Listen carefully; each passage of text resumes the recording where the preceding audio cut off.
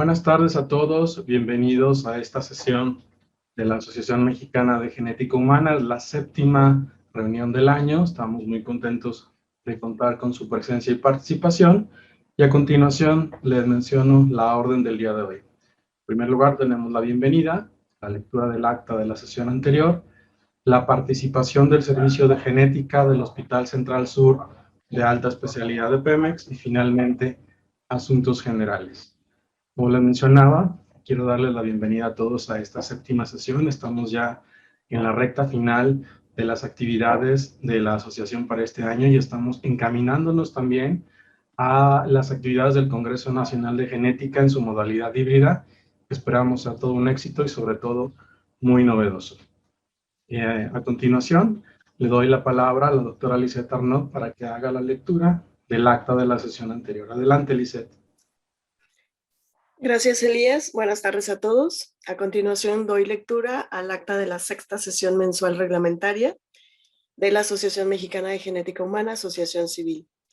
En sesión virtual de carácter multicéntrico en la República Mexicana, siendo las 17 horas del día 6 de julio de 2021, se reunieron 242 observadores virtuales en vivo, socios numerarios adscritos y estudiantes, que completaron su registro a través de su cuenta de usuario en la página www.amgh.org.mx con el objeto de celebrar la sexta sesión mensual y hacer constar su asistencia, que será añadida al libro de actas. Dicha sesión fue dirigida por el doctor en ciencias José Elías García Ortiz, presidenta de la mesa directiva de la Asociación Mexicana de Genética Humana, Asociación Civil, asistido por la doctora en ciencias Lisette Arnaud López, secretaria de la misma. La orden del día fue la siguiente: 1. Bienvenida. 2. Lectura del acta de la sesión anterior. 3. Participación del Servicio de Genética del Instituto Nacional de Pediatría. 4. Asuntos generales. El doctor García Ortiz dio la bienvenida a los asociados, además de invitar a hacer uso de la palabra a través de la plataforma.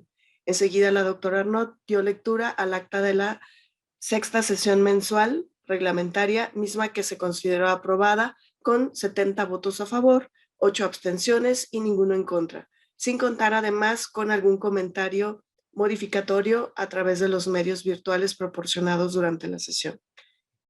El doctor García cedió la palabra a la doctora Victoria del Castillo Ruiz, quien coordinó dicha sesión y compartió algunas de las actividades realizadas por el Departamento de Genética en el Instituto Nacional de Pediatría durante los 50 años en atención a la sociedad de dicho instituto.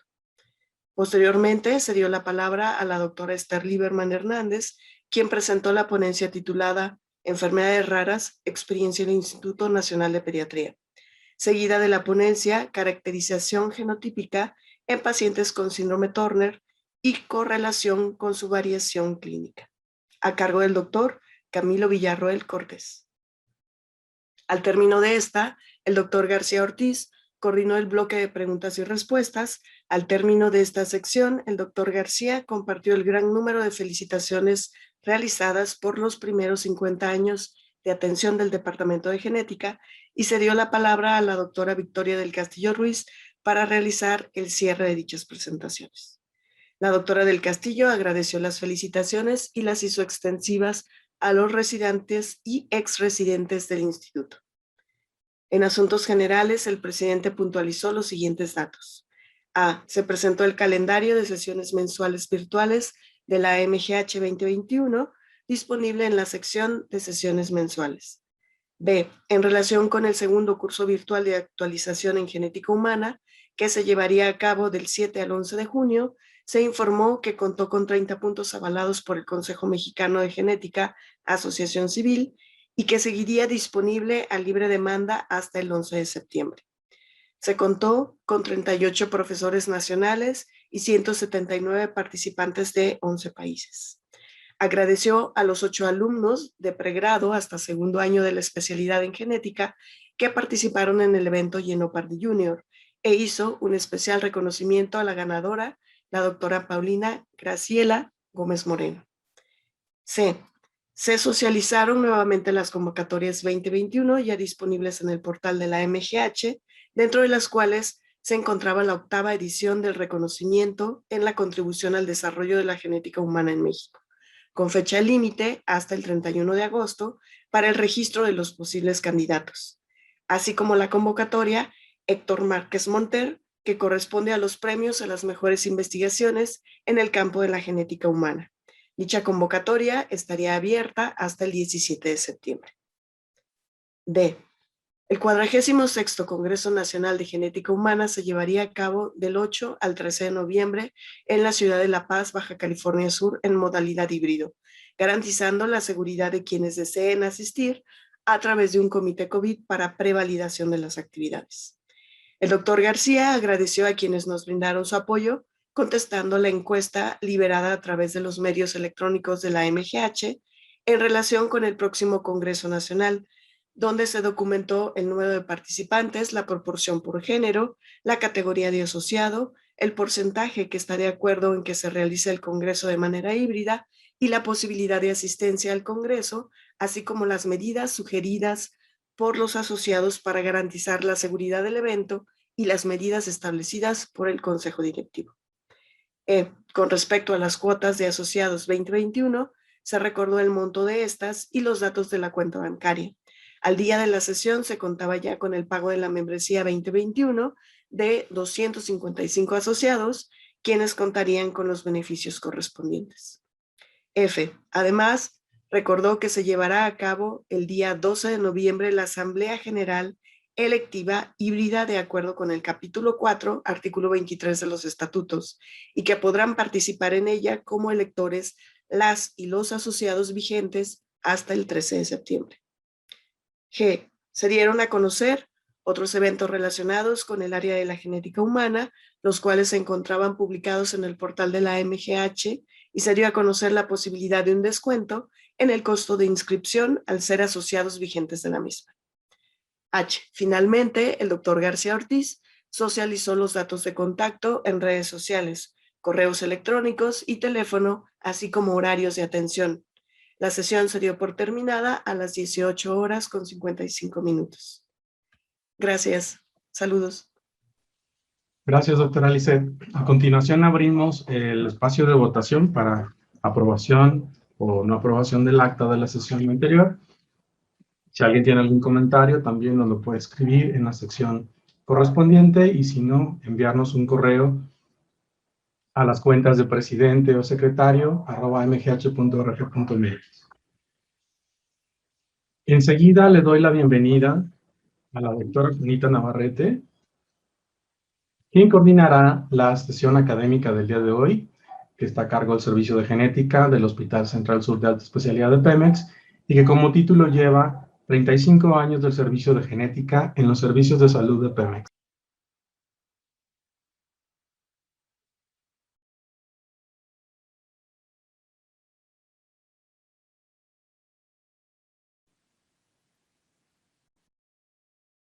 Buenas tardes. Agradezco mucho a todos ustedes su presencia. Y el día de hoy vamos a hablar sobre el servicio de genética del Hospital Central Sur de Alta Especialidad de Petróleos Mexicanos, 35 años de historia. El servicio de genética del Hospital Central Sur empezó como una consulta con un solo médico genetista el 5 de febrero de 1987, el cual se encargaba de ver a todos los pacientes con patología de origen genético, de herencia mendeliana, multifactorial, niños con malformaciones congénitas, consulta de prenatal con anomalías genéticas fetales, y los análisis de citogenética y genética molecular se subrogaban a un laboratorio externo. En el 2002 llega una citogenetista y se abre el laboratorio de citogenética, en donde se realizan cariotipos en sangre y en médula ósea. Posteriormente, con la llegada del citogenetista, ya no es consulta, sino se convierte a departamento de genética, con un médico que da la consulta de genética y una bióloga citogenetista, que es la encargada del laboratorio de citogenética, en donde se hacen cariotipos tanto en sangre como en médula ósea. Los cariotipos de cultivo de tejido y líquido amniótico se subrogaban, al igual que los análisis de genética molecular. Se interactúa con los servicios de pediatría, con el cual se instituye el RIBEMSE, bajo la tutoría del doctor Osvaldo Muchinic, y el servicio de ginecobstetricia para diagnóstico prenatal y asesoría genética. Posteriormente, en el año del 2005, se integra un tamiz metabólico ampliado, el cual se realiza por primera vez en los servicios de salud de Petróleos Mexicanos con 69 enfermedades, que junto con los servicios de pediatría de todos los hospitales del sistema de salud de Pemex, se realiza en todo el país. En el agosto del 2005 se crea la Clínica de Enfermedades de Depósito Lisosomal en los servicios médicos de Petróleos Mexicanos en el Hospital Central Sur de alta especialidad. Este es un equipo multidisciplinario que se especializa en el tratamiento de enfermedades de depósito lisosomal integrados por genética, que es quien coordina pediatría, hematología, ortopedia, neurología, nefrología, neumología, cardiología, medicina interna, oftalmología, gastroenterología, dermatología, alergología y otorrinolaringología. Entonces, todos estos servicios integran el equipo multidisciplinario de enfermedades de depósito lisosomal. ¿Cómo se hacía el proceso de inclusión de pacientes lisosomales en Petróleos? Se identificaba primero al paciente con patología huérfana por evidencia clínica o por tamiz metabólico ampliado. Se canalizaba con resultados del tamiz a genética del Hospital Central Sur de alta especialidad. Después se hacían los exámenes confirmatorios, tanto de laboratorio y gabinete. Se enviaban a todos los especialistas que les mencioné para su chequeo.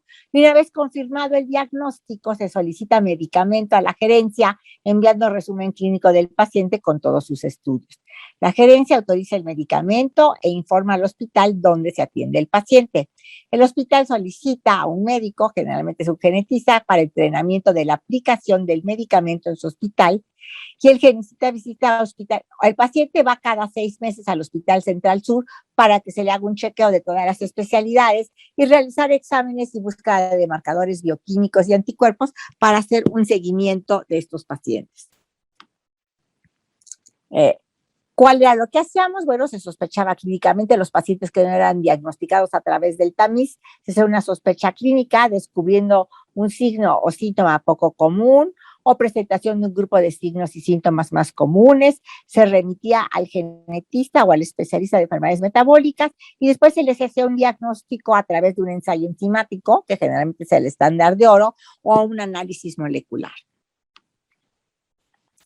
En 2005 se trató por primera vez en esta clínica un paciente con Gaucher, tipo 3 con hemiglucerasa. Posteriormente, en 2006 se trató un paciente con enfermedad de Fabry, con algacidasa beta. En 2008 se trató también a la madre y a la hermana del paciente. En 2007 se trató un paciente con Gaucher tipo 1 con hemiglucerasa y en el 2012 se cambia por desabasto a belarglucerasa. En agosto del 2012 se aumenta el tamiz neonatal ampliado a 76 enfermedades, incluyendo 6 enfermedades de depósito lisosomal, que son la enfermedad de Gaucher, enfermedad de Fabry, MPC1, Niemann-Pick A y B, Pompe y leucodistrofia y una inmunodeficiencia congénita. Esto cambia la historia de nuestra clínica de enfermedades lisosomales, ya que empezamos a detectar recién nacidos con enfermedades lisosomales y en caso que así lo amerite, se trata tempranamente. En 2007 llega una paciente de 3 años con Gaucher tipo 3, se trata con hemiglucerasa. En 2008 por desabasto se cambia a miglustat y en 2009 se queda con terapia combinada hasta la fecha. En 2008 se trataron por primera vez en México 5 pacientes con mucopolisacaridosis tipo 2 y en 2009 ingresa una familia con enfermedad de Fabry, madre e hijo, y los dos reciben tratamiento con algacidasa alfa.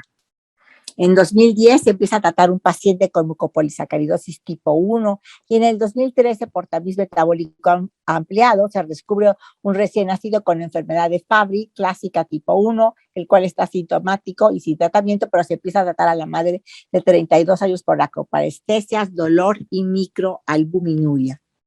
En 2013 llega un nuevo médico citogenetista y al crecer el departamento de genética se crean nuevas clínicas, la de pacientes dismorfológicos, la de cáncer hereditario y la de angioedema hereditario, además de crecer la clínica de enfermedades cromosómicas, de errores innatos del metabolismo y las enfermedades de depósito lisosomal. En 2015 se empezó a tratar un paciente con enfermedad de Niemann-Pick tipo C con miglustat oral. En 2016 se empezará a tratar con terapia de reemplazo enzimático a una paciente con mucopolisacaridosis tipo 4 o enfermedad de Morquio. En octubre del 2018, el Departamento de Genética cambia a Servicio de Genética, siendo el único de todos los servicios de salud de Petróleos Mexicanos. Muchas gracias. A continuación, presentarán mis colegas las otras clínicas y los otros servicios del Servicio de Genética. Muchas gracias.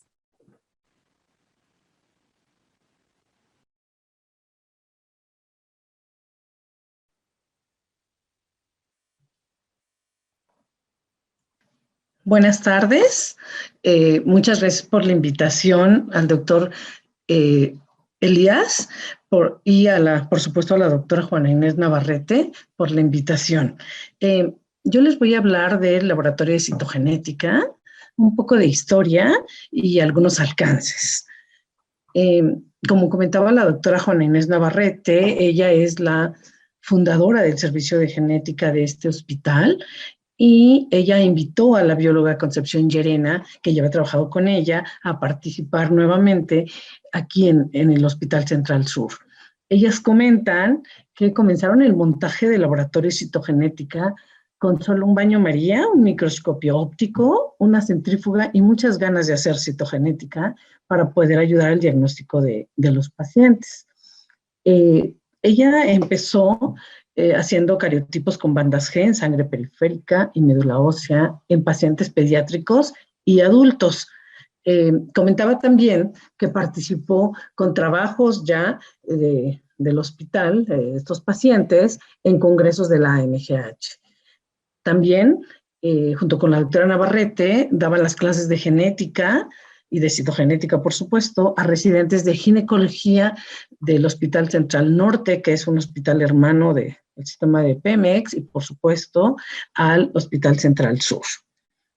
Después, ella trabajó con nosotros más o menos 5 años y posteriormente la técnica Lourdes Casas Velázquez entró en el periodo de 1994-2009 aproximadamente y ella comenzó también con bandas G, continuando el trabajo de la bióloga Concepción Llerena.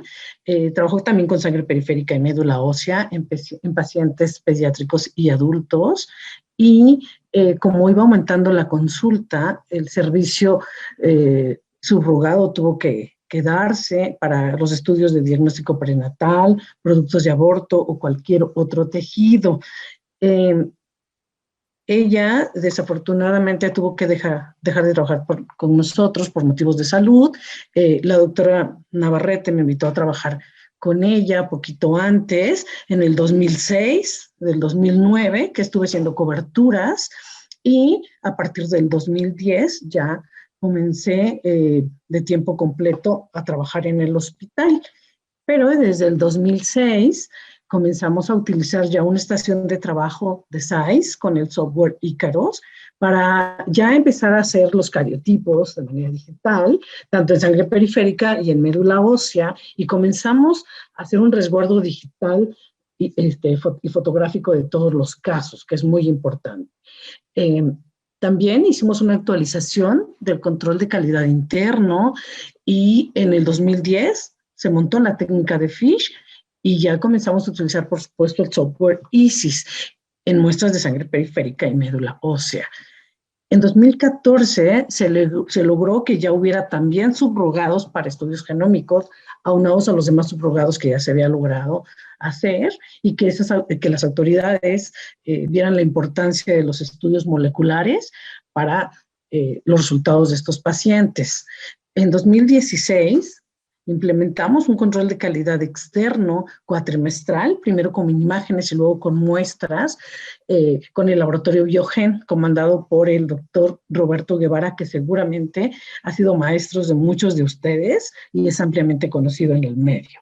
En 2017 participamos de manera activa en el laboratorio de citogenética en la certificación del hospital, en la calidad de sus procesos, como servicios auxiliares de diagnóstico y en la certificación también como un hospital seguro.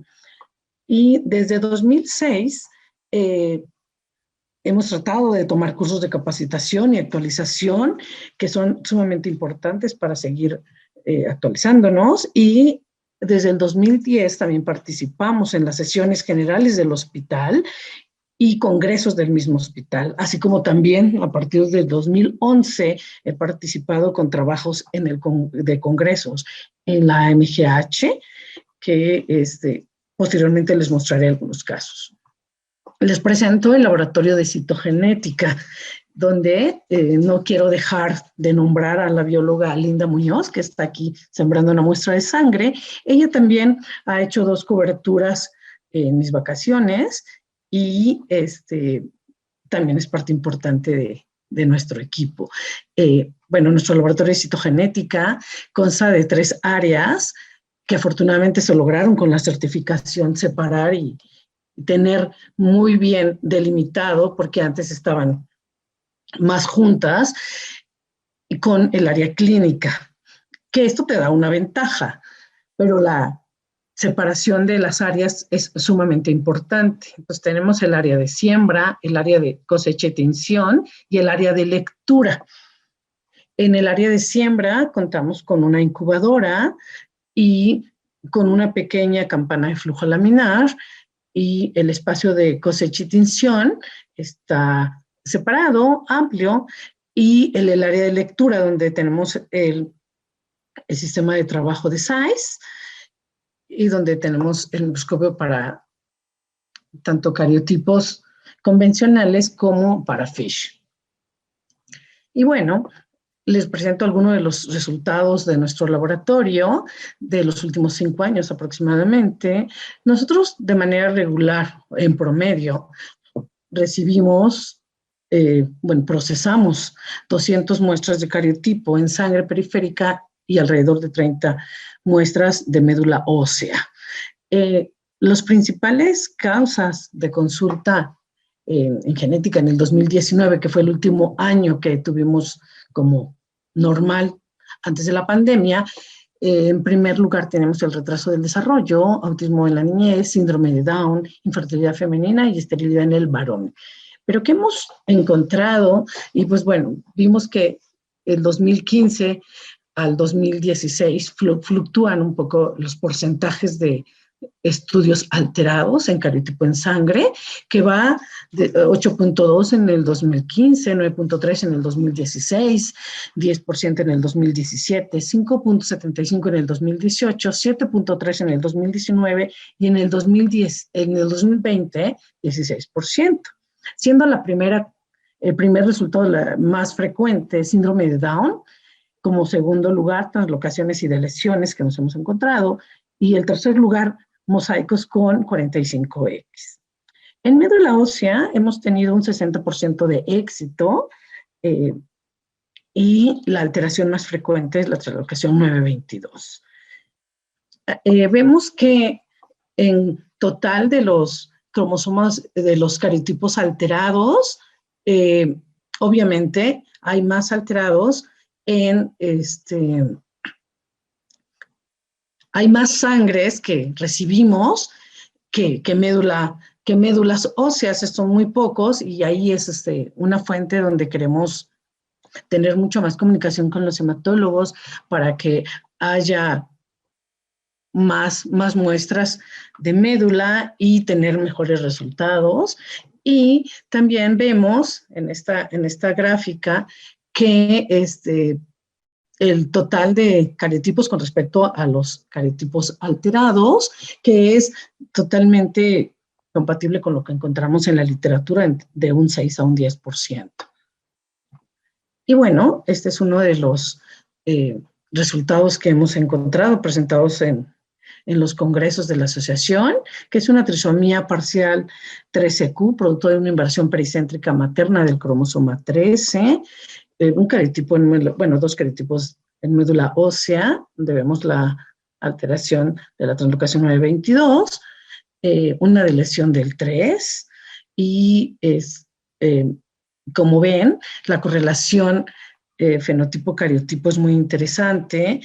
Y mira, aquí vemos un síndrome de Pato con una translocación 13-13, y haciendo la correlación cariotipo-fenotipo, al tener el contacto directo con la clínica y ver a los pacientes, eso enriquece muchísimo para entender al paciente como tal, no ver una muestra, ver un paciente.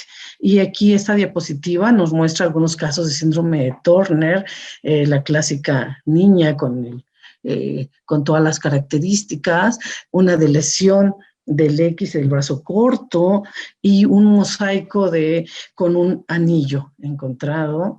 Y algunos de los estudios, aquí hay 2 estudios citogenómicos, uno de síndrome de microlesión 2Q37, una duplicación 6Q, debido a que el padre tiene una inversión pericéntrica, y aquí vemos a la hija, que podemos hacer el microarreglo, donde nos dice que la alteración que tiene es patogénica, y corroboramos el cariotipo mediante microarreglos y se complementan. Otro estudio citogenómico de un marcador en el cual encontramos que este marcador tenía una duplicación en el cromosoma 2 y una duplicación en el cromosoma 4. Y aparte de todo lo anterior que les mencioné, participamos en clases teóricas y prácticas, tanto en pregrado como en posgrado, como profesor invitado, junto con la doctora Juana Inés Navarrete y, por supuesto, con el doctor David Cervantes. Hay rotación tanto interna, de parte de pediatría y de ginecología, como rotaciones externas de genética, como del Instituto Nacional de Rehabilitación, del Centro Médico Nacional 20 de noviembre y del curso de alta especialidad de Biología de la Reproducción del Hospital Ángeles del Pedregal. Muchas gracias por su atención.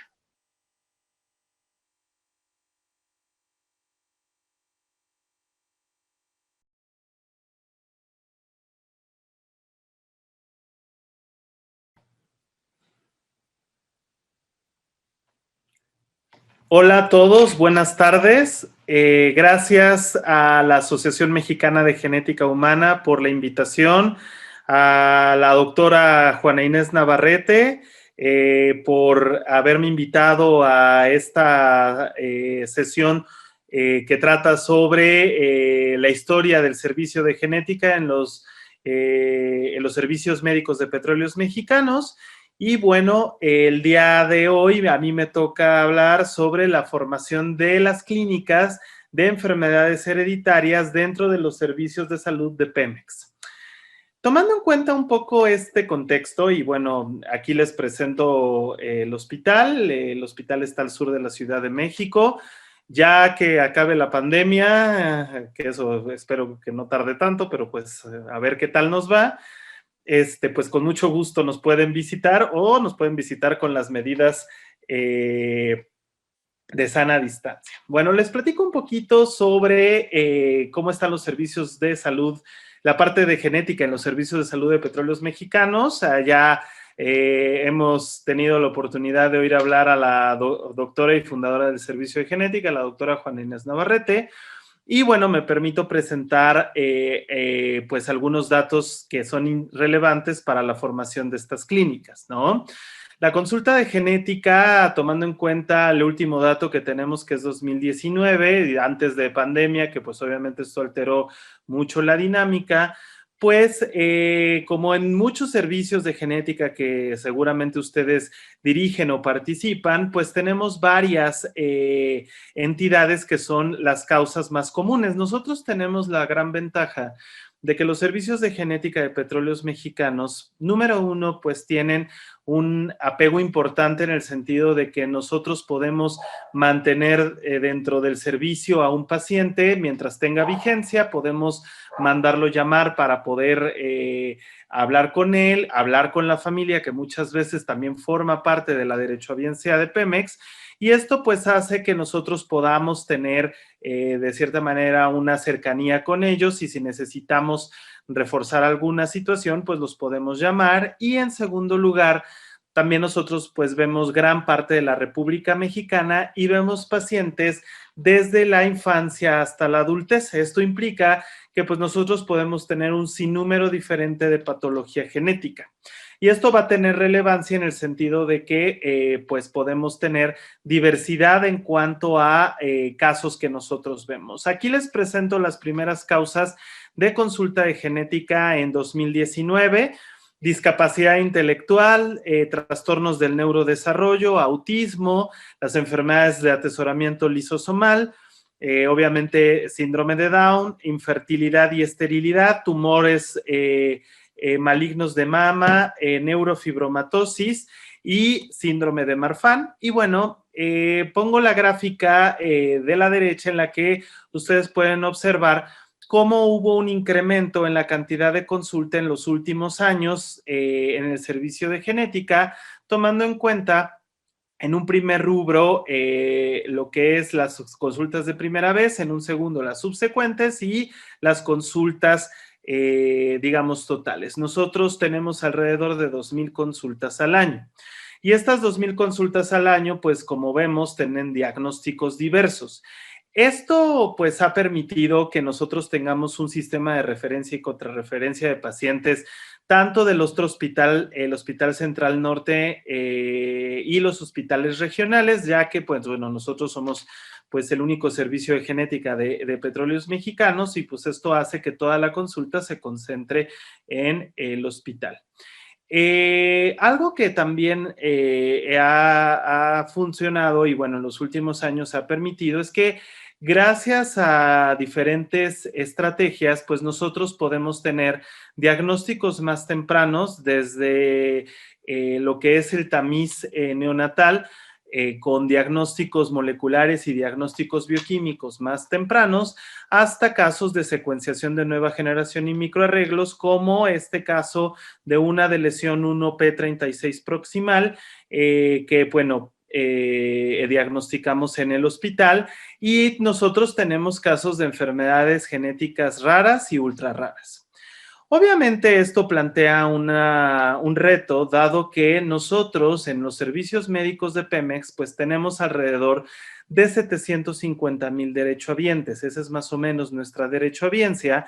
Y si tomamos en cuenta el concepto de enfermedad rara, que sabemos que dependiendo de la definición, pero estamos hablando aproximadamente de una frecuencia de 1 en 10,000 recién nacidos vivos, pues tendremos el 5% de los individuos del mundo con una enfermedad rara, ¿no? Que esto representaría alrededor de 37,500 derechohabientes con esta condición.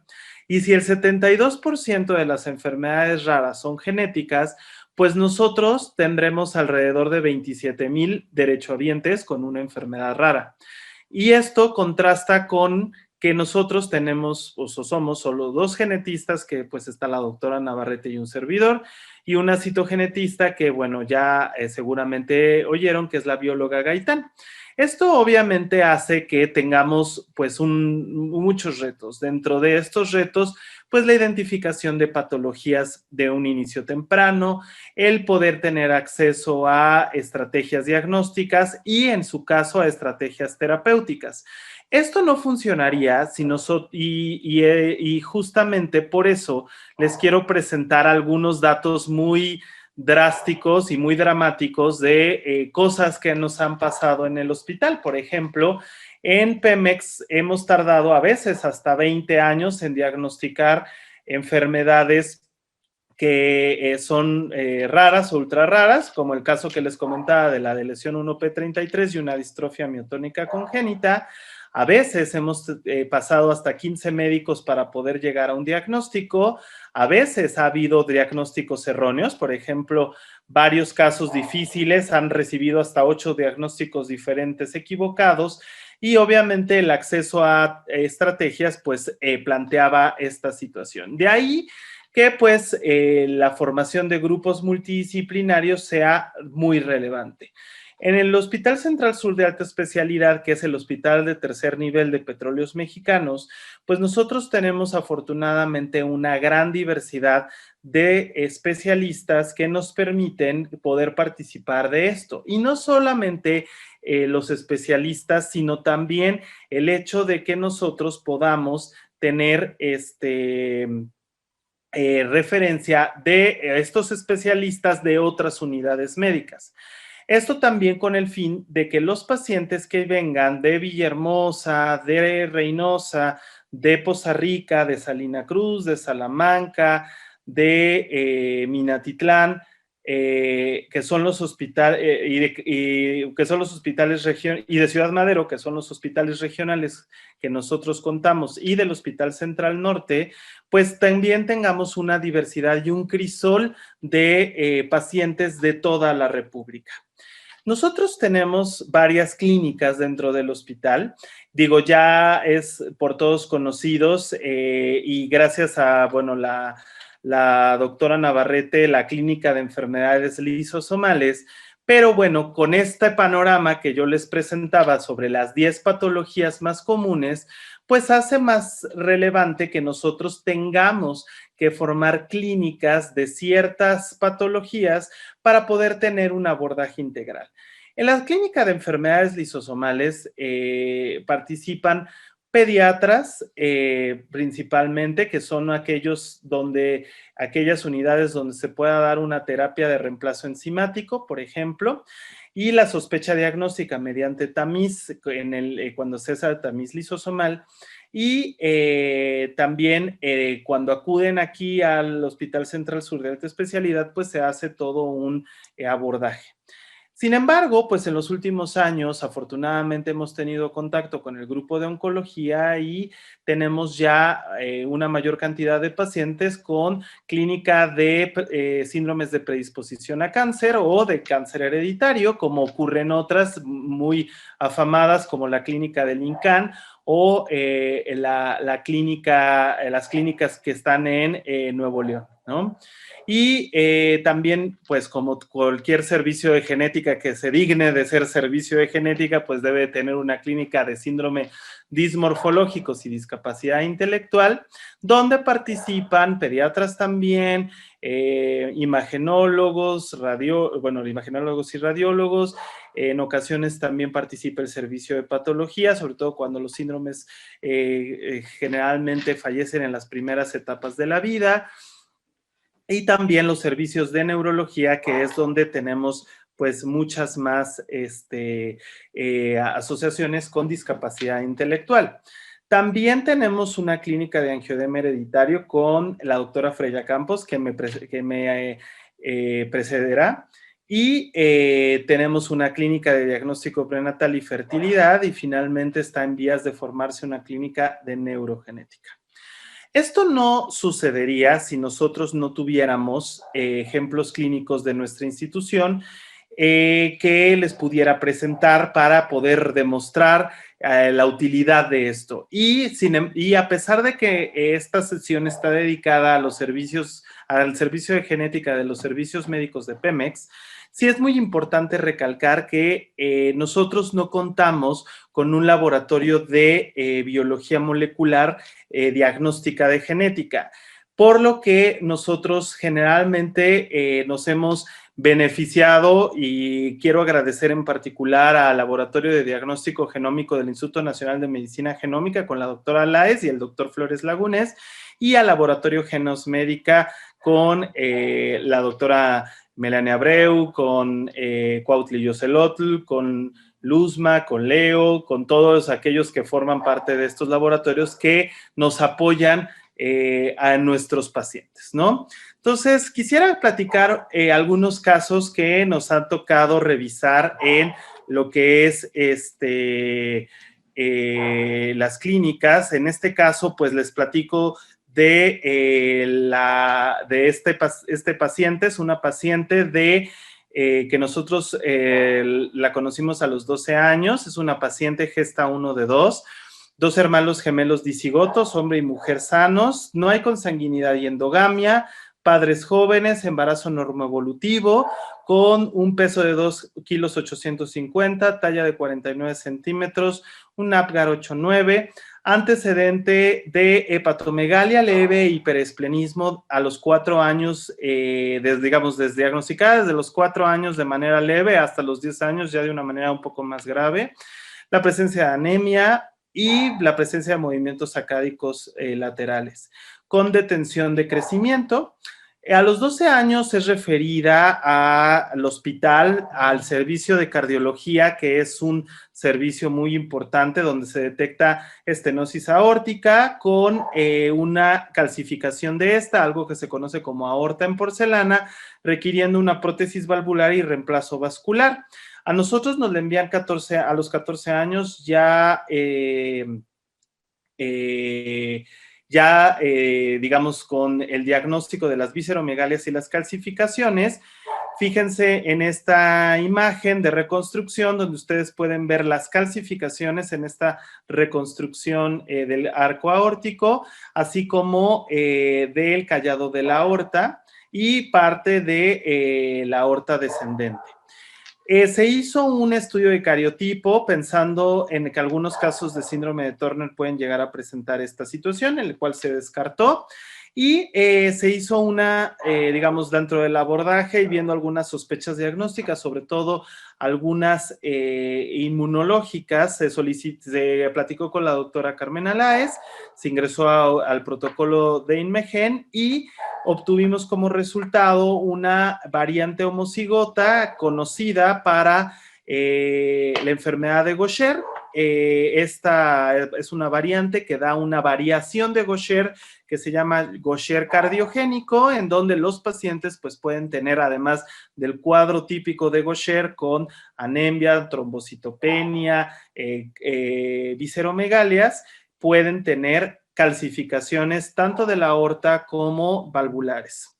Entonces, en este sentido, podemos tener, lo tuvimos que corroborar, disminución de la actividad enzimática y de algunos biomarcadores que pudieran estar presentes en esta enfermedad, como la quitotriosidasa, gracias al doctor Elías García, y inclusive pudimos, bueno, se pudo realizar el estudio molecular de CHIT1 y se hizo una tomografía abdominal con hepatoesplenomegalia y las calcificaciones.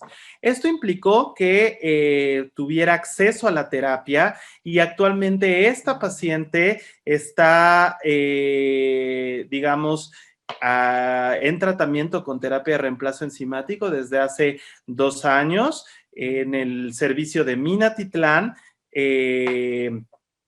y ahí el servicio de hematología afortunadamente nos da esta terapia. Bueno, este es un ejemplo de la clínica de enfermedades lisosomales.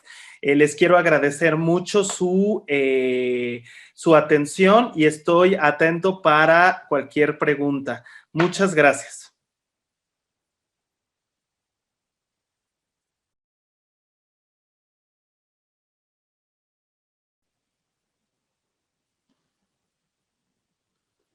Buenas tardes, soy la doctora Freya Elena Campos Romero del Hospital Central Sur de Alta Especialidad de Servicios de Salud de Petróleos Mexicanos y les voy a platicar el día de hoy de angioedema hereditario y de cómo es la clínica que tenemos.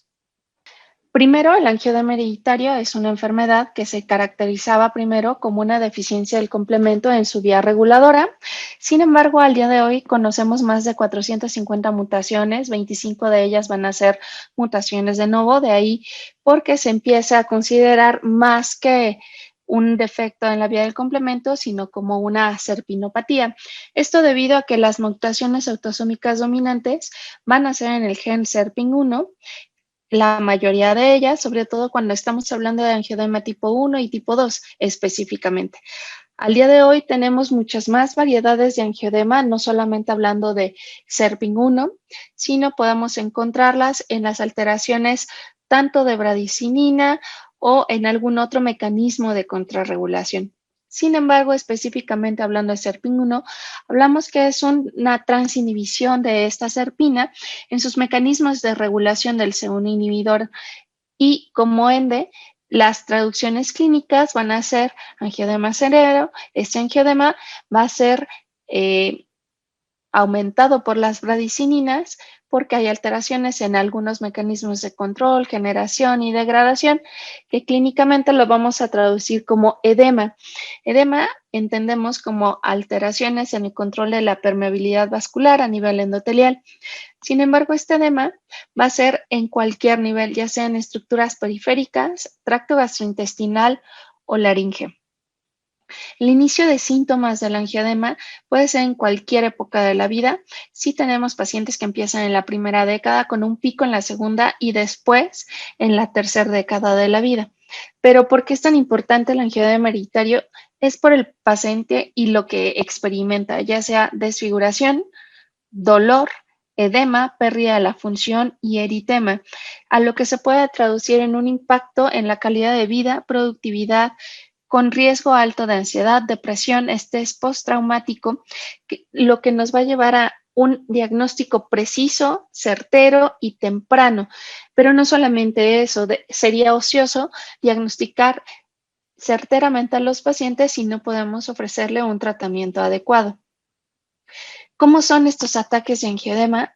Bueno, la realidad es que se pueden presentar en piel, vías respiratorias, tracto gastrointestinal, extremidades genitales, como habíamos visto, son edemas recurrentes, paroxísticos, que pueden generar o que empiezan de 1 a 4 días, generando ausentismo en 3.3 días. 19% son leves, sin embargo, el 78.2% de los casos van a ser severos. Lo más importante, a veces pueden ser ataques aislados, a veces pueden ser ataques que se dan recurrentemente cada 3 días. Sin embargo, lo que sí sabemos hoy en día es que impiden la actividad normal, desde 20 días a 100 días por año, y esto es dependiendo del paciente y dependiendo de la alteración molecular de la que estemos hablando. ¿Por qué es tan complejo hablar de esta patología? Bueno, aparte de que el cuadro clínico es bizarro, la mayor parte del tiempo van a tener pródromos. Se dice que hasta el 96% de todos los pacientes llegaron a tener algún pródromo en su vida, y estos van a ser desde hormigueo, fatiga, náusea, cefalea, irritabilidad, ansiedad, alteraciones o síntomas parecidos a un ataque gripal. Entonces tenemos un paciente normal que de la nada empieza a experimentar estos ataques agudos de angioedema, y como les he estado diciendo, este impacto de los síntomas se dan por algún desencadenante que puede ser desde algún golpe, estrés, alteraciones en el ciclo hormonal, ingesta de algunos alimentos picantes como desencadenante, no como alergia. Una vez que llega el desencadenante, el paciente experimenta dolor, edema, sensación de asfixia o asfixia. Además de todo esto, el estrés emocional, la ansiedad y el miedo, que van a disminuir sus actividades cotidianas, van a poder considerar o conducir a postración, cancelamiento de planes, imposibilidad de viajar, no solamente hablando de alguna actividad recreativa, sino nos podemos referir a sus actividades escolares o sus actividades productivas. Todo esto también les genera estrés, porque si los agarra a estos pacientes en algún lugar donde no sepan cómo tratarlos, pues obviamente se van aunando todos estos ciclos desencadenantes, ¿no? ¿Qué es lo complicado? Pues el recurso, tener acceso al tratamiento, el transporte, el ausentismo o el presentismo laboral y académico, y lo que esto va a acarrear hacia el cuidador, ¿no? Entonces tenemos 3 esferas que están siendo atacadas constantemente. En México, generalmente, y hablamos que puede haber cerca de 2.246 personas que van a llegar a presentar angioedema hereditario, aunque solamente diagnóstico de certeza van a tener 176. Es decir, un 7.7% aproximado. Se habla que alrededor en estas enfermedades, sobre todo en angioedema, podemos llegar a tener un retraso en el diagnóstico desde 8.5 hasta 13.1 años, ¿no? ¿Por qué tenemos estas alteraciones? Porque es una enfermedad con una naturaleza intermitente, que no tenemos conciencia, en donde no tenemos personal médico entrenado.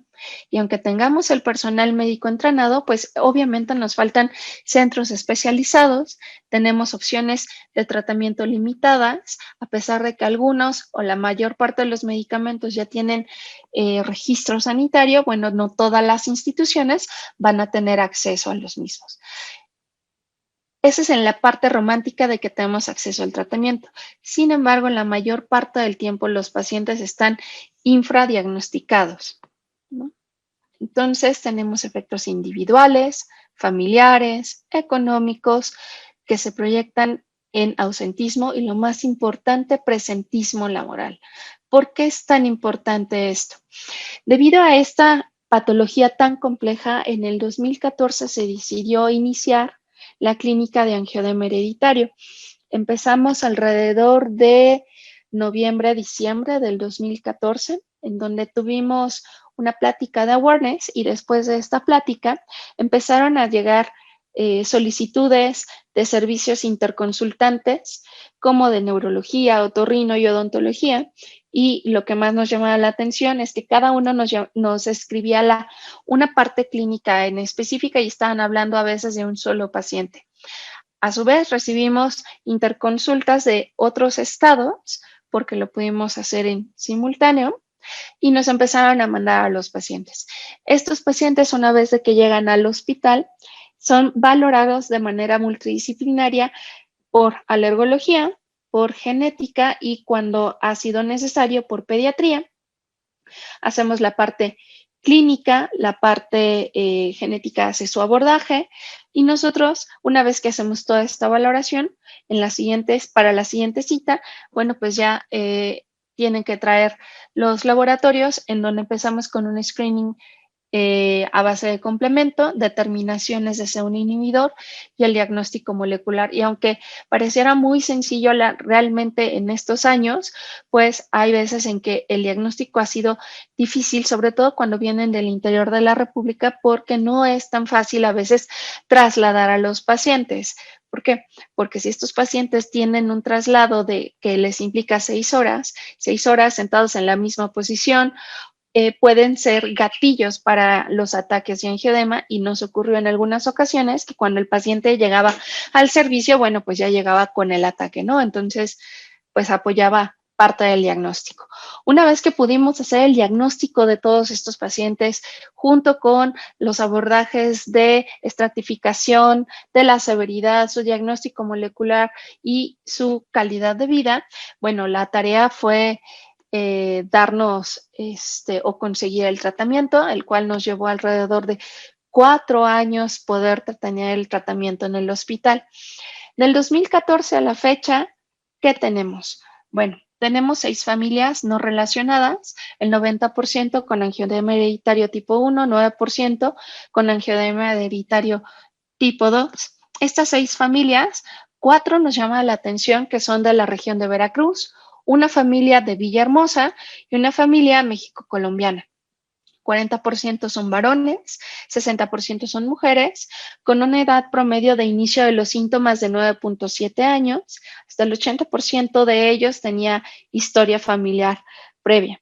A lo largo de todos estos años, no solamente nos fueron llegando los pacientes con angioedema hereditario, sino que realmente todos los pacientes que tuvieran la pesquisa o la sospecha diagnóstica de angioedema nos eran enviados, y tenemos casos muy interesantes que tuvimos que excluir con motivos de lo que vamos a hacer de nuestra publicación, pero encontramos casos de angioedema adquirido por una hepatitis autoinmune, angioedema relacionado con AINE, y tenemos el diagnóstico molecular. Y tenemos pacientes que están todavía en este inter porque tenemos un antigénico funcional normal y tenemos C4 normal, pero responde al tratamiento. Entonces todavía nos quedan ahí unas cuantas cosas que ajustar con este tipo de pacientes. Lo más importante, todos estos pacientes tienen ya diagnóstico de certeza, pero lo más importante, tienen acceso al tratamiento. Aunque es difícil a veces conseguir el tratamiento, ya lo tienen. Y batallamos no solamente en el sentido de que tengan acceso en la institución, sino que a veces el mismo paciente pasa por un periodo de negación y el no querer ocupar el medicamento.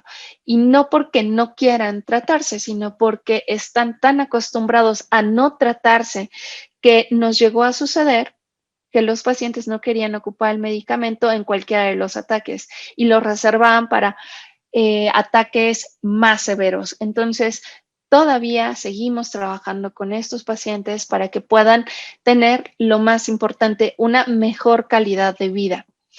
Entonces, como ven, la clínica realmente lo que se ha enfocado es en tener un diagnóstico oportuno, en tener acceso a los biomarcadores, aunque solamente tenemos los más básicos, que es el C1 inhibidor y el complemento.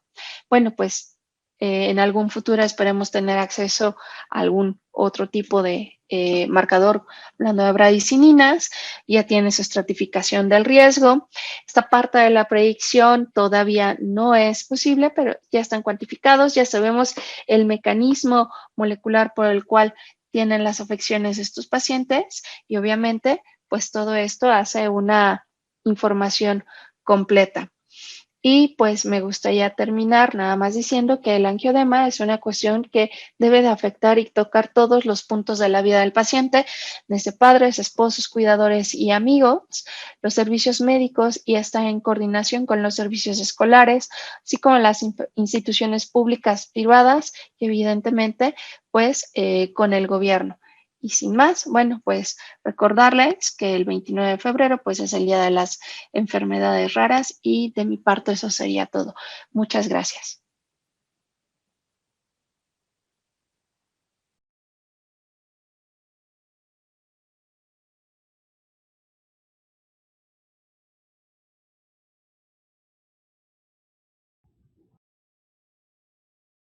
Muy bien, pues estamos ya en la sesión de preguntas y respuestas.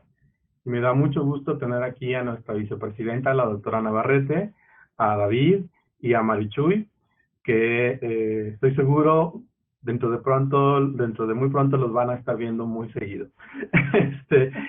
Tenemos algunas preguntas para ustedes.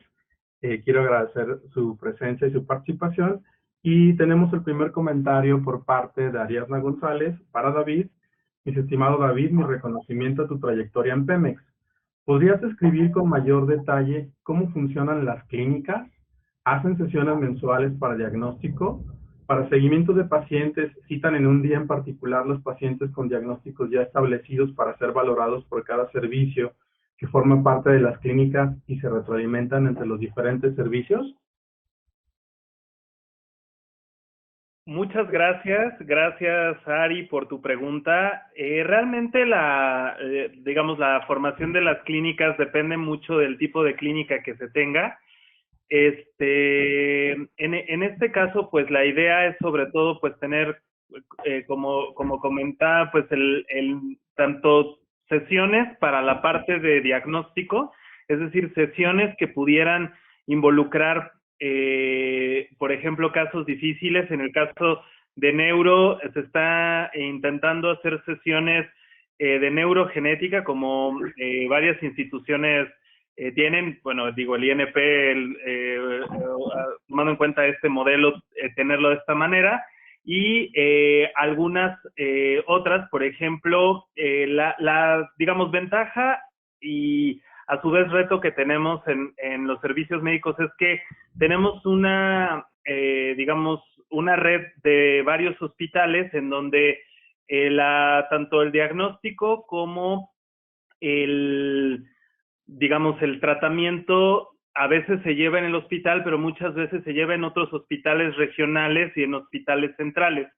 Entonces, en este caso, lo que se hace es establecer comunicación vía, digamos, puede ser con las plataformas, por ejemplo, una sesión tanto de discusión de caso como una sesión de discusión de la terapéutica. Esto, por ejemplo, ocurre en el caso de la clínica de enfermedades lisosomales, porque realmente solo hay un caso que es el tratamiento, la terapéutica se da en el hospital. La gran mayoría de los casos se dan en sus unidades. Entonces, ahí la doctora Navarrete, un servidor, participando con los pediatras a distancia, ponemos esta clínica y de ahí podemos tener una participación en la que platicamos un poco sobre la terapéutica, sobre el seguimiento, y la doctora Navarrete lleva pues el seguimiento semestral de los pacientes ya de manera presencial con estas tomas. En la parte de, por ejemplo, la clínica de cáncer hereditario, es una clínica que fundamentalmente está en el hospital, es decir, aunque tenemos algunos otros oncólogos que mandan muestras, o gineco-oncos sobre todo, porque, bueno, la principal patología que tenemos es síndrome de predisposición a cáncer de mama y ovario. Ahí, sobre todo, como la quimioterapia se da en el hospital, pues aprovechamos justo para discutir estas partes, sobre todo con las terapéuticas recientes que se han establecido. Cada paciente que, por ejemplo, requiere de una terapéutica para un medicamento huérfano, para una de estas enfermedades, se tiene que someter a nivel gerencia para poder establecer un tratamiento específico y de ahí poder darle la terapéutica. Entonces, el que tengamos, digamos, todo dependerá del tipo de clínica que se tenga. Si tenemos clínicas a distancia, que bueno, el modelo que nosotros tenemos, sobre todo, pues es el modelo establecido por la doctora Navarrete de enfermedades lisosomales, y de ahí pues se está tratando de expandir ese mismo modelo a otros hospitales regionales.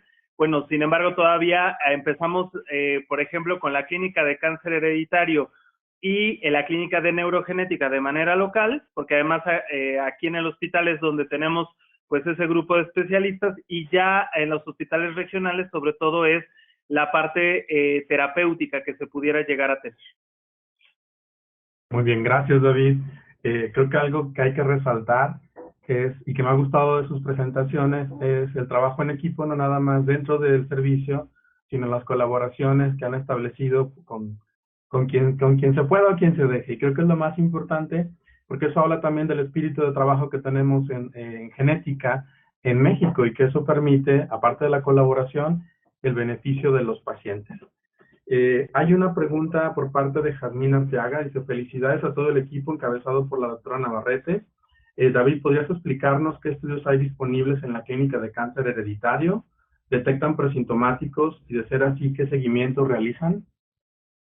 En la clínica de cáncer hereditario, pues generalmente lo que se hace es iniciar, generalmente llega un paciente con pues el propósito con una sospecha de que él padezca esta patología, y ya una vez detectada la mutación, se ofrece el estudio presintomático a aquellos que lo deseen y que, bueno, se cumpla con los criterios, es decir, dependiendo del tipo de patología, pues tiene que tener pues la mayoría de edad en los casos, y de ahí partir para ofrecer un diagnóstico presintomático. Generalmente se hace un asesoramiento genético preprueba, ¿no? Ya una vez estableciendo esto, posteriormente se hace pues el diagnóstico, y ya de ahí se ofrece, bueno, las opciones terapéuticas dependiendo de lo que se tenga.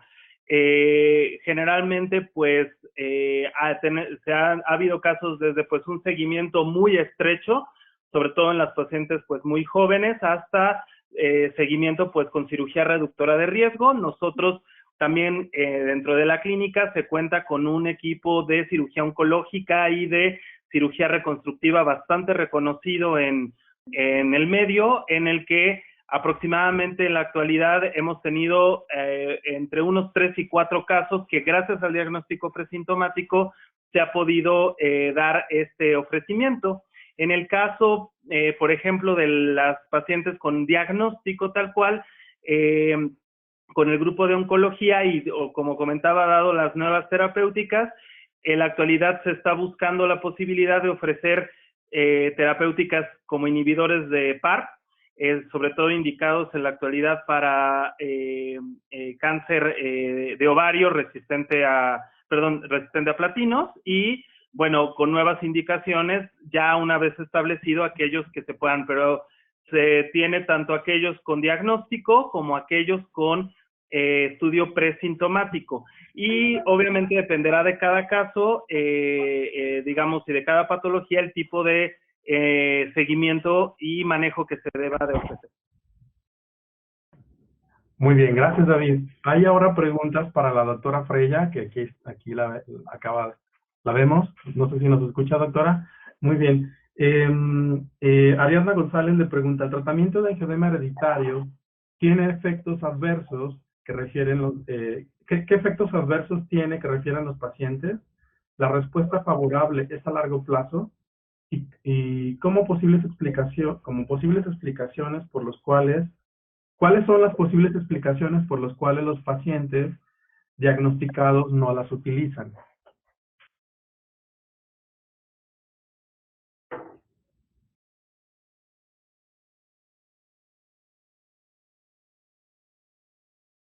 Creo que no la escuchamos, doctora.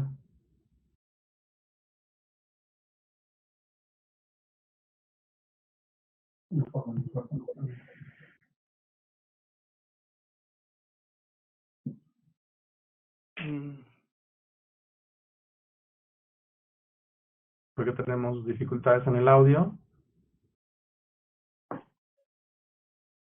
Le pedimos a soporte que nos apoye y regresamos con la pregunta para... Ya la escuchamos. Ya.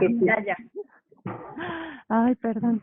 No entendí la pregunta, pero los posibles efectos adversos, ¿en qué? ¿Que como efecto adverso no quieran ponerse el medicamento? Le hacen 3 preguntas. El primero es cuáles son los efectos adversos que presentan los pacientes, cuál es la respuesta favorable a largo plazo y qué explicaciones o qué justificación dan los pacientes diagnosticados para no tratarse. Ya. De efectos adversos, realmente lo que tienen son reacciones locales, eritema y dolor a la aplicación, tanto en el que es subcutáneo como en el que es IV. El resto de las terapéuticas no existen en este país. La siguiente, los efectos son inmediatos, dependiendo de la droga que estemos ministrando en ese momento, ya sea si es acetato y Cativant, el efecto se ve entre los primeros 25 a 30 minutos, al igual con el C1 inhibidor, los efectos son tal vez 25 minutos desde que se inicia la aplicación del medicamento.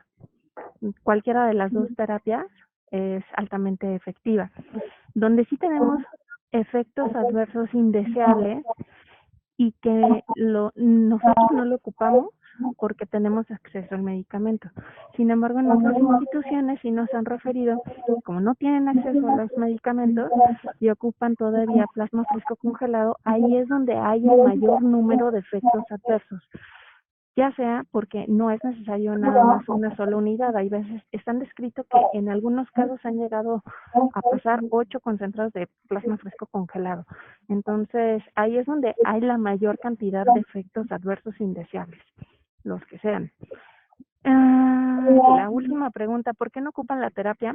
Lo que nos llegó a suceder es que los pacientes quedaran con miedo de que era muy difícil acceder al tratamiento. Entonces ellos mismos, sin que nadie les dijera, reservaban sus tratamientos para los ataques que ellos consideraban de más riesgo. Y eso fue un problema. También, por ejemplo, tuvimos un problema con una paciente que tiene osteoartrosis, le duelen regularmente las articulaciones también, la paciente ya es grande y ella le cuesta trabajo a veces aplicarse el medicamento IV y se lo cambiamos al medicamento que es on demand y es subcutáneo y después ya no quería ocuparlo, pero por eso les comentaba en la plática, o sea, esas cuestiones no dependen tanto de nosotros, sino que la terapia se tiene que adecuar a cada uno de los pacientes y aún así cuando la adecuamos a cada uno de los pacientes, cada paciente al interior tiene a veces algunas inquietudes que hacen que él solito espacie las dosis del medicamento por el temor a no recibir el medicamento pese a que sí tiene acceso o que no encuentran cómo ponerse el medicamento. En este caso, lo que se hizo fue capacitar a los hijos y a los convivientes para que fuera más sencillo que ellos les pudieran aplicar los medicamentos. El problema fue que con la pandemia, pues obviamente los contactos estaban todavía más reducidos y a veces esto no era posible. Pues la paciente a veces prefería ir al hospital a que se lo pusiéramos nosotros. Cada paciente tiene una problemática diferente y la ventaja es que, bueno, la podíamos resolver en ese momento. Nosotros que somos chiquitos y que los tenemos bien identificados y que si no está uno, bueno, pues siempre va a haber alguien más que pueda apoyarnos en este sentido. Muy bien, doctora, muchas gracias. Hay otra pregunta también para usted de parte de la doctora Jazmín Arteaga. En realidad son dos. Su primera pregunta es si está disponible el diagnóstico molecular para pacientes con angioedema hereditario que sean de otras instituciones, sobre todo públicas. Y la siguiente pregunta es cómo gestionan el tratamiento. El diagnóstico molecular obviamente fue las primeras veces auspiciado por la industria. Después de todo esto, el INMEGEN ya pudo montar las técnicas para poder determinar SERPING1 y factor 12, tanto el molecular como el MLPA. Ahí sí lo tendrían que hablar directamente con ella. Y la siguiente ya se me olvidó cuál era. ¿Cómo se gestiona el tratamiento? El tratamiento, ahí igual, se individualiza al paciente. Obviamente la primera recomendación es pues el manejo multidisciplinario y realizar pues toda esta parte de los cuestionarios de calidad de vida, porque también nos van a hablar mucho de cómo se van presentando las crisis y la severidad de las crisis. No todos los pacientes van a necesitar una profilaxis a largo plazo. Hay algunos que lo deberán de tener a demanda, es decir, cuando presentan algún ataque. Ahora, todavía no hay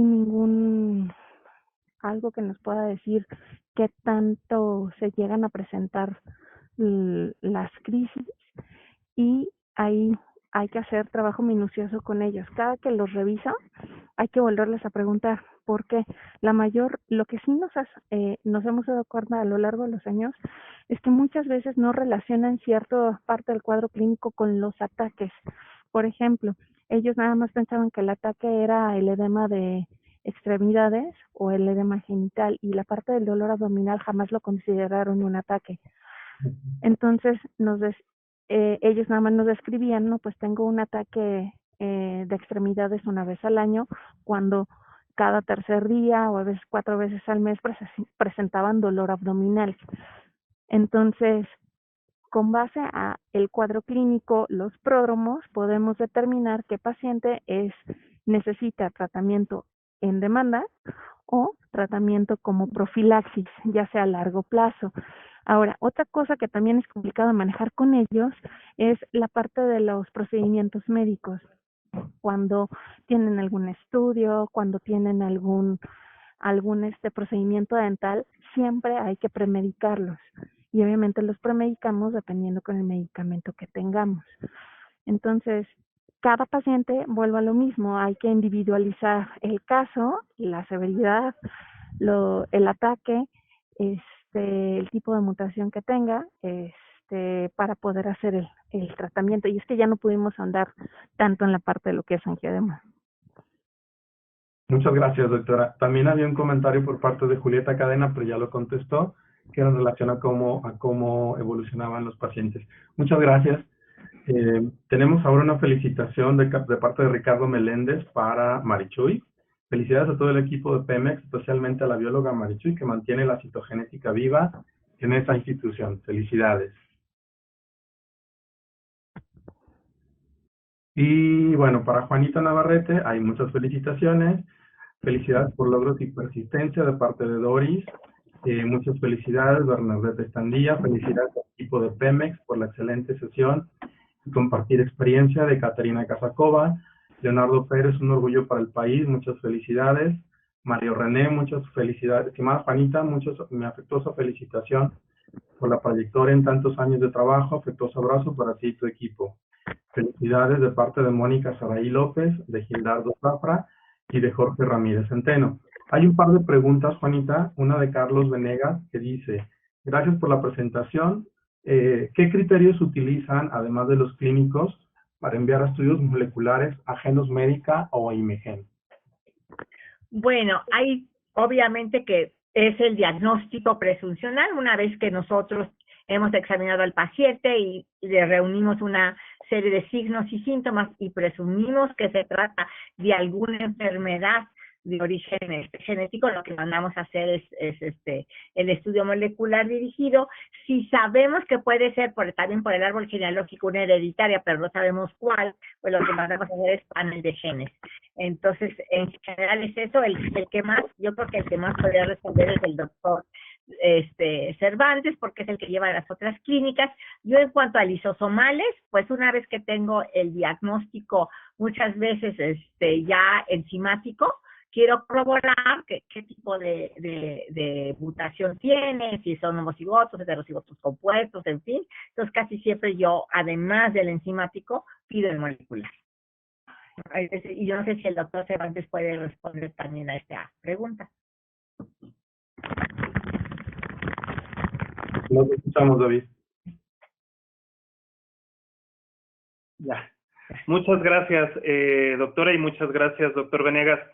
Realmente nosotros tenemos como como todos los servicios de genética, tenemos como una diversidad de estrategias, ¿no? Para poder establecer, pues, redes, ¿no? De que nos puedan apoyar. En el caso en particular del INMEGEN, la doctora Navarrete, desde hace aproximadamente unos 6 años, estableció convenios de colaboración con la doctora Alaez, sobre todo de manera inicial con los casos de cáncer, de síndromes de predisposición a cáncer. De ahí justamente que haya platicado un poquito cómo surge esta clínica, tanto por la necesidad de estos casos como pues con la ventaja de poder obtener digamos, estos estudios.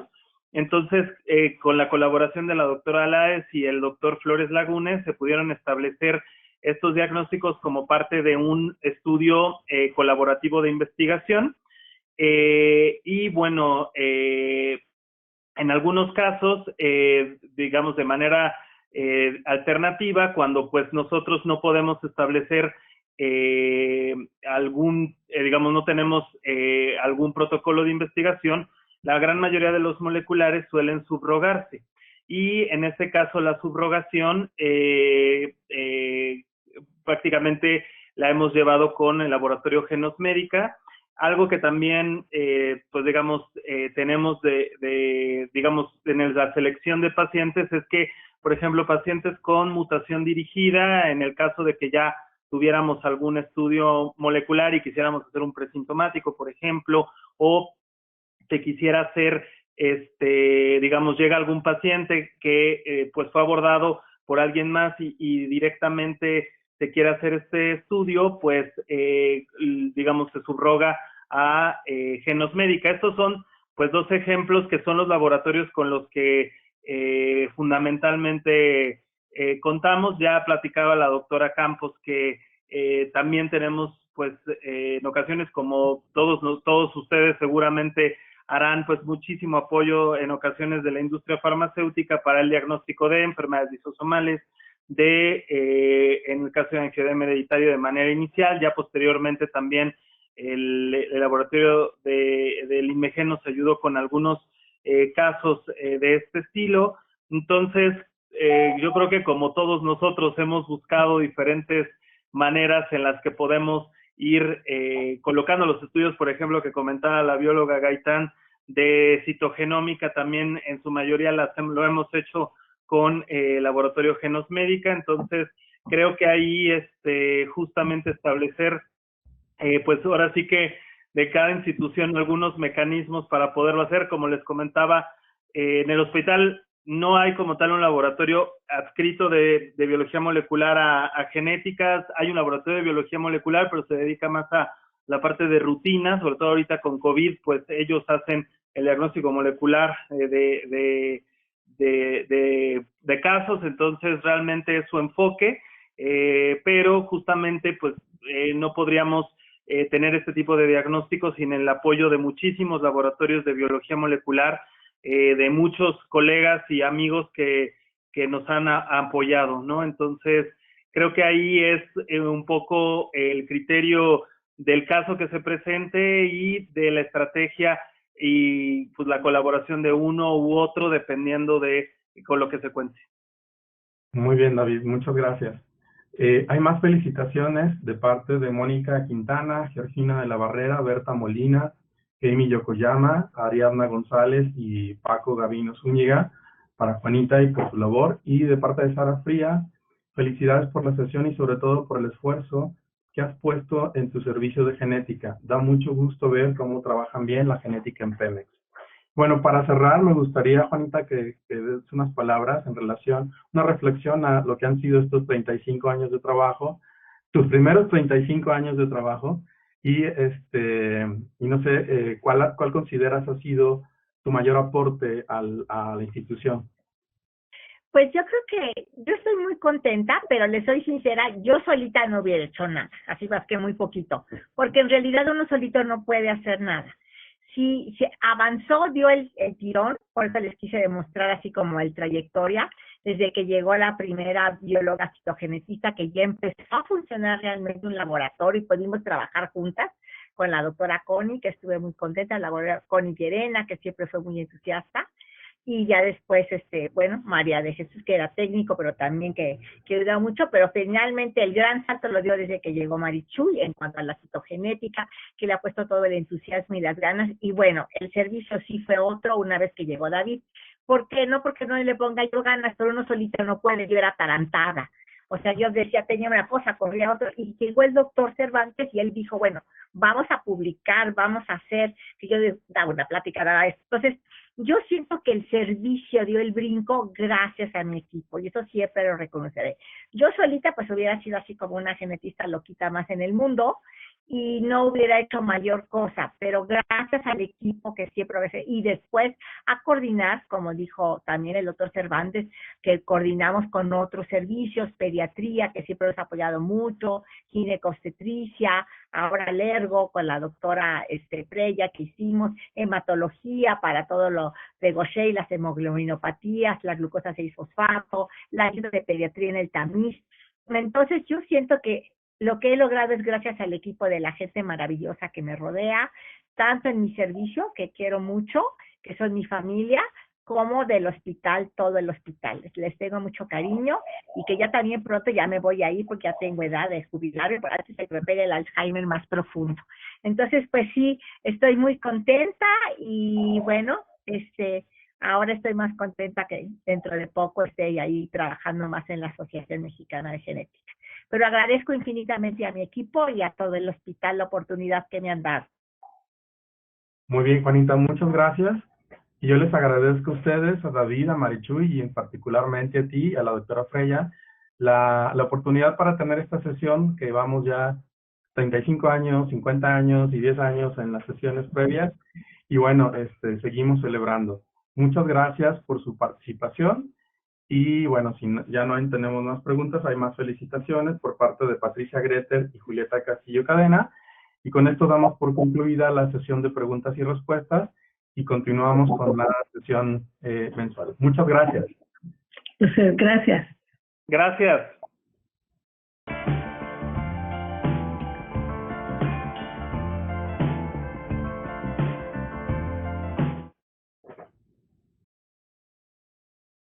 Muy bien, y continuamos ahora con la sesión de asuntos generales. Terminamos preguntas y respuestas.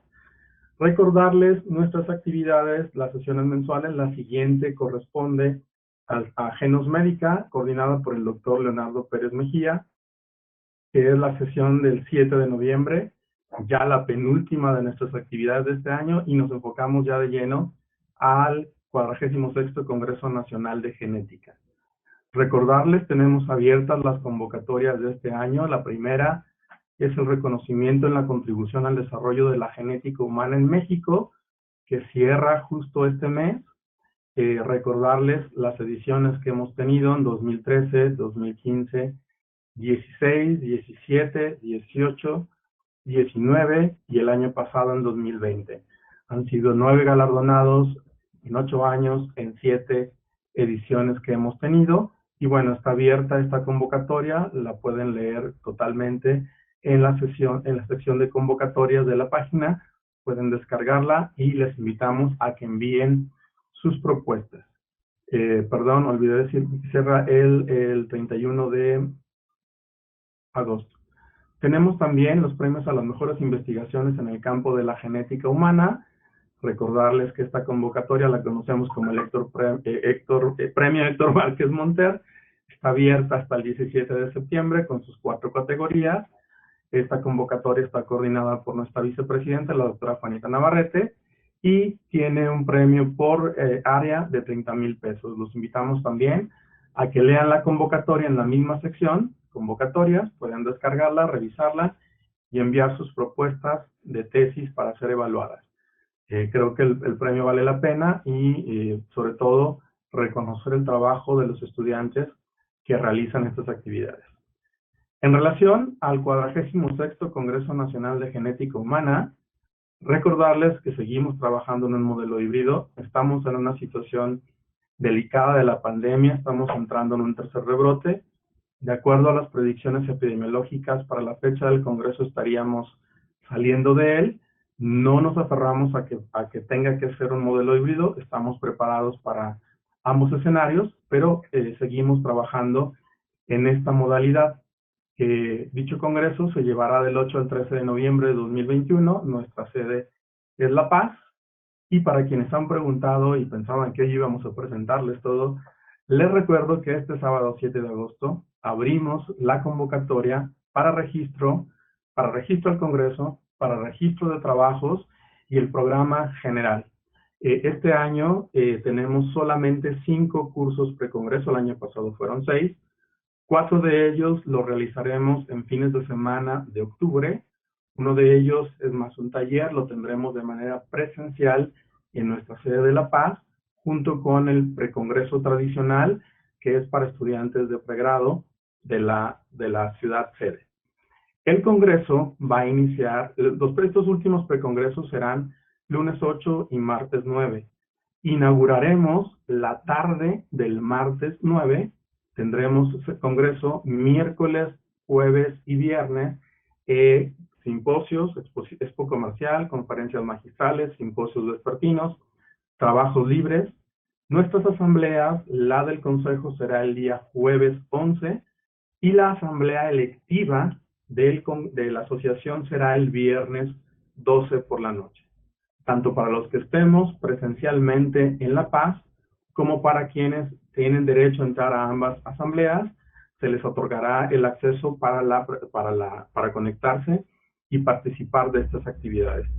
El sábado tenemos nuevamente el Genopardi Senior y concluiremos con la clausura a las 12 del mediodía del sábado. Entonces, hemos modificado un poco la estructura tradicional del Congreso para mantener la disponibilidad de espacios de tiempo y que podamos conjugar quienes estamos físicamente en el Congreso como los que están en su casa o en su trabajo siguiéndonos.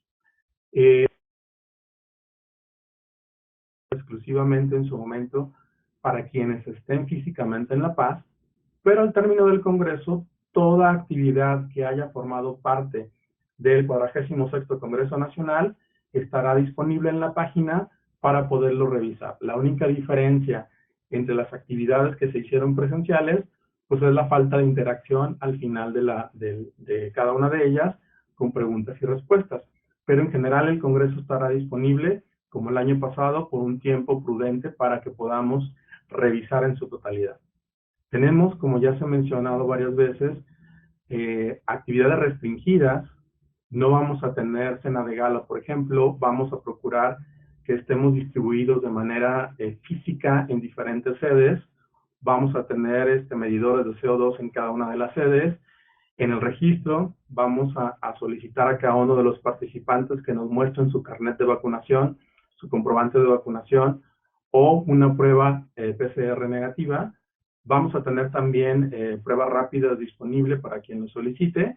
Y bueno, estaremos manteniendo medidas de seguridad.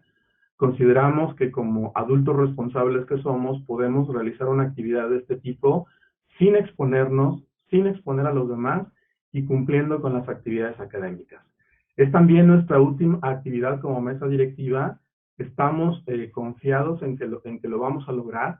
Estamos seguros de que será una experiencia nuevamente innovadora y sobre todo que quienes estemos presencialmente allá recuperemos parte de esa esencia de seres gregarios y que podamos no abrazarnos, pero cuando menos estar juntos y participar de esas actividades. Entonces los invito a quienes están considerando asistir, lo sigan considerando, seguimos trabajando y bueno, a menos de que esta ola o rebrote o repunte definitivamente no nos permite hacerlo, pues anunciaremos en su momento, probablemente unas 6 semanas antes, sobre la modificación. Esperamos que eso no ocurra. Insisto, estamos preparados para ambos escenarios. Confiamos en que podremos estar presentes en la ciudad de La Paz y a partir de este sábado van a poder ver en la página costos de inscripción, modalidades de registro, actividades y todo lo que hemos anunciado en los meses anteriores. Recordarles, la Expo Comercial seguirá siendo 100% virtual. Las presentaciones de trabajos libres también va a ser 100% virtual, porque esas dos actividades más las cenas o el cóctel son actividades que aglomeran gente, personas, y eso es lo que precisamente queremos evitar.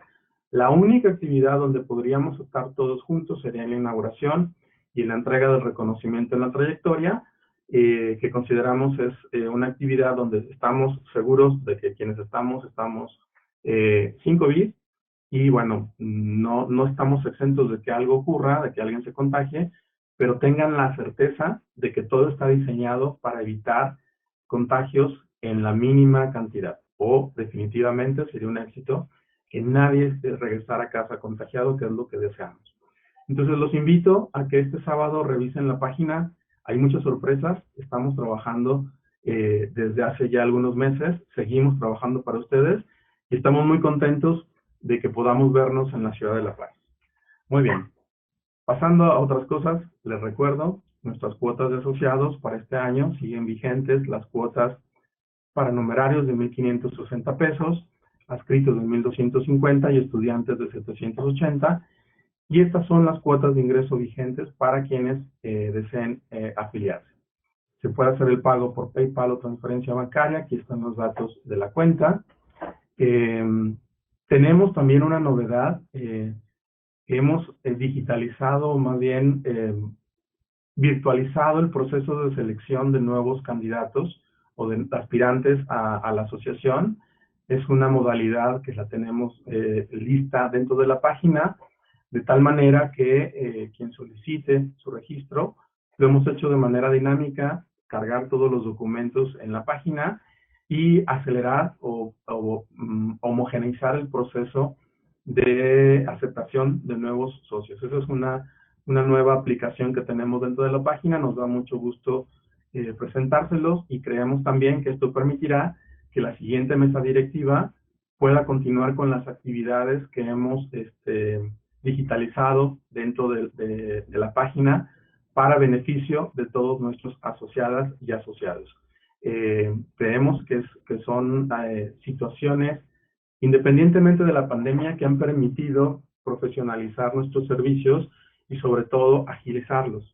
Y seguimos trabajando para que estos sean todavía mejores. Entonces, sus cuotas nos ayudan a mantener estos servicios.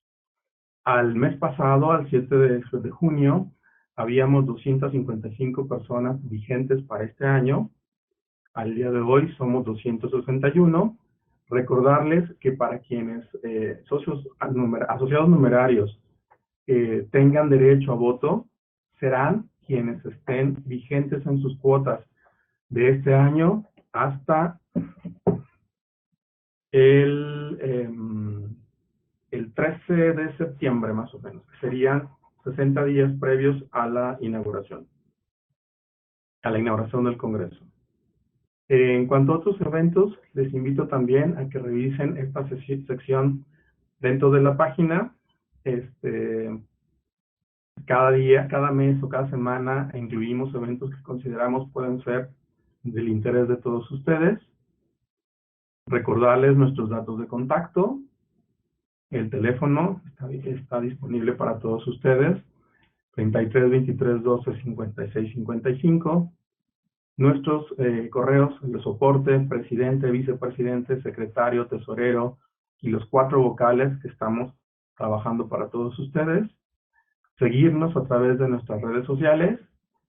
Y bueno, no me queda más que nuevamente invitarlos a que a partir de este sábado den un clic dentro de la página, como lo hicimos el año pasado, al registro de trabajos y al programa de nuestro 46º Congreso Nacional de Genética Humana. No me queda más que agradecerles a todos su asistencia, su participación y nos vemos pronto en La Paz. Buenas tardes a todos.